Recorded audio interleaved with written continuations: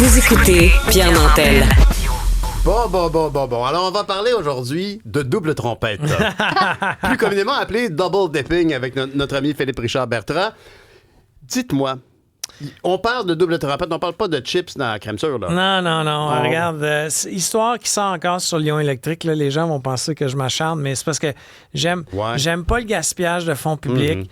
J'aime pas quand les entrepreneurs surestiment leur capacité de faire des choses, ou au même titre que j'aime pas un gouvernement qui promet des choses qu'il ne réalisera pas. Mais là, on sait déjà, ça nous a coûté 200 millions l'histoire de Lyon Électrique. Oui. Ils sont sur la loi de la protection de la faillite. Ils se sont lancés dans une filière de batterie. Ils voulaient créer leur batterie. Ils ont fait des camions et ils ont fait des autobus. Ça, c'est l'univers de Lyon. Ce qu'on apprend dans les camions, là, les cubes, OK? Ils ont fait... Ikea en a acheté. J'en ai vu un passer sa rue tout à l'heure. Amazon avait déjà dit qu'ils en achèteraient peut-être 2500. Imagine. À une certaine époque. Après les 5 premiers, ils ont cancellé la commande. Déjà, ça, en partant, quand tu es une entreprise publique, si tu as annoncé 2500 camions, une vente potentielle, il est où le communiqué de presse qui dit que tu as perdu le contrat? Moi, j'ai une question pour l'Autorité des marchés financiers, l'AMF, qui régularise Lyon Électrique, qui est public. Comment tu peux annoncer un contrat significant? Tu es obligé de l'annoncer. C'est ça. Mais aussi significatif que ça, en être fier et pas dire on recule. Et où la réglementation qui t'oblige d'annoncer que tu l'as perdu? En tout cas, ceci étant dit, encore une fois, cette filière-là est extrêmement subventionnée. Ce qui veut dire qu'on a subventionné l'entreprise qui produit le bien, puis on subventionne le client qui achète le bien. Double trompette. Déjà là, OK? Pire que ça. Quand même. Mais le double trompette s'en vient. Ce qui s'en vient, c'est le vrai double trompette. Alors là, tu vends un camion Cube à un client. Il y a des problèmes avec ton camion Cube. Il y a des problèmes technologiques, techniques, peu importe. Tu es tellement insatisfait que tu dis à Lyon, reprends-les. Ton citron. OK? Et là, Lyon dit, garde, je vais le reprendre, je vais t'en vendre un autre, puis on va redemander une subvention. Ça, c'est toute une double trompette. By the way, c'est une fraude. C'est une fraude. Tu as fraudé un programme gouvernemental. Où est l'UPAC?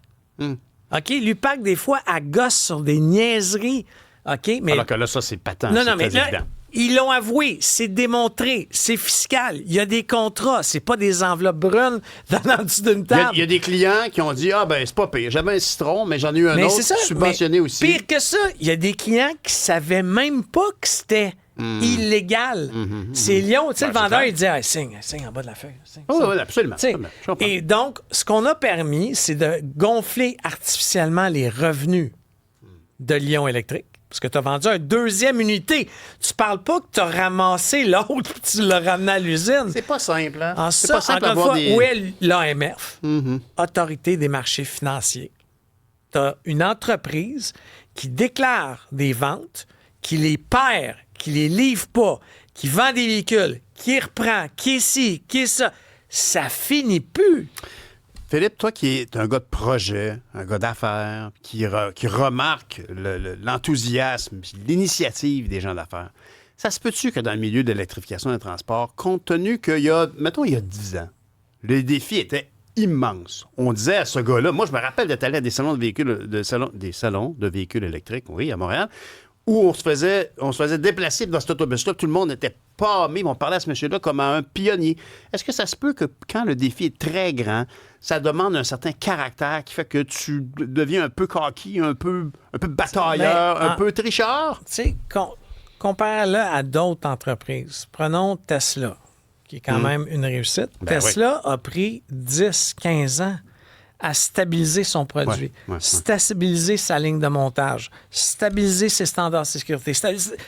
Alors, pourquoi qu'au Québec, on pensait qu'en 4 ans, on aurait un produit fini, livré, dans un univers où tout change aux 6 mois?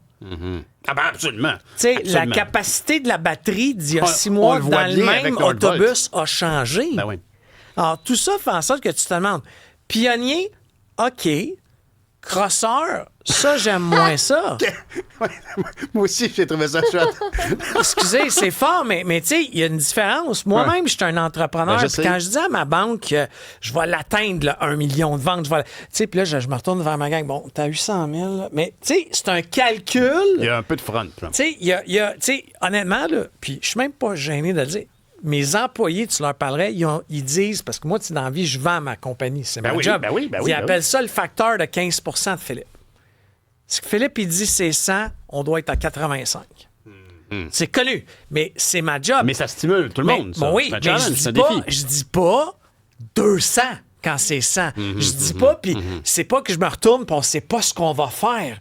Là, chez Lion Électrique, on a vraiment poussé l'enveloppe à trop de niveaux en même temps. La production était pas là. La qualité est pas là.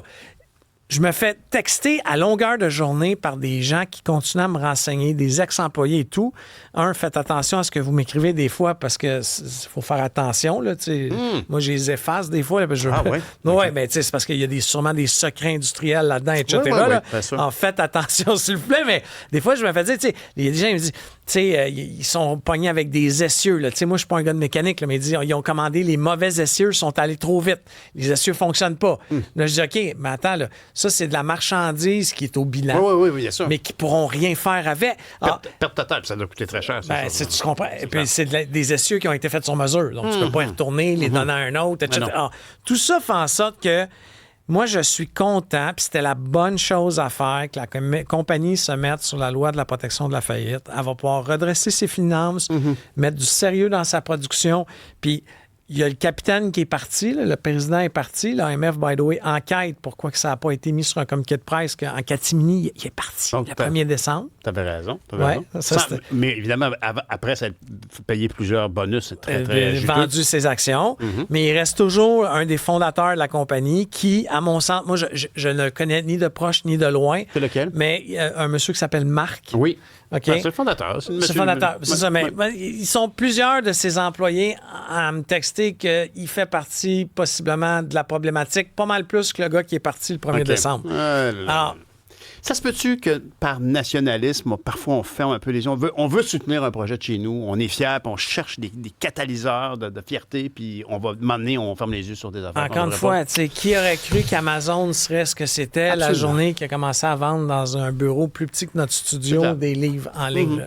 Aujourd'hui, c'est ce qu'on est. Je suis d'accord, mais on peut-tu... On n'était pas obligé tous de suivre derrière. On n'est pas plus intelligent qu'ailleurs. Si Tesla, qui est le modèle reconnu comme quoi qui a fonctionné, là, ça marche. Ils font de l'argent en vendant une Tesla. 9 ans.